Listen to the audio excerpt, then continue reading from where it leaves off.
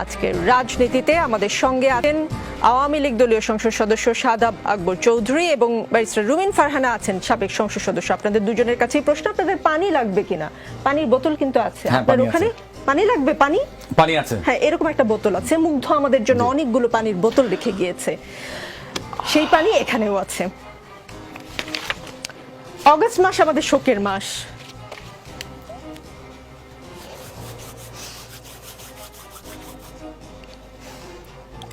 অগস্টের আগে জুলাইতে এমন করে শোক পালন করতে হবে আমরা কেউ ভাবিনি।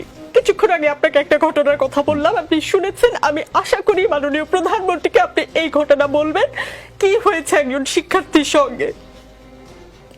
প্লিজ দর্শক কেউ ভাববেন না যে আমি প্ল্যান করে এসেছি, আমি কোনো ভিউ বাড়ানোর জন্য কান্নাকাটি করছি, প্লিজ কেউ ভাববেন না। আমি একজন অ্যাঙ্কর, আমার আসলে ইমোশনাল হওয়ার কথা না, আমি মূল অনুষ্ঠানে যাচ্ছি। আজ বারবার বঙ্গবন্ধুর কথা মনে পড়ছে। বঙ্গবন্ধু বলেছিলেন, আর যদি একটা গুলি চলে, আর যদি আমার লোকের উপর হত্যা করা হয়, তিনি হুঙ্কার দিয়েছিলেন পাকিস্তানি স্বৈরশাসককে।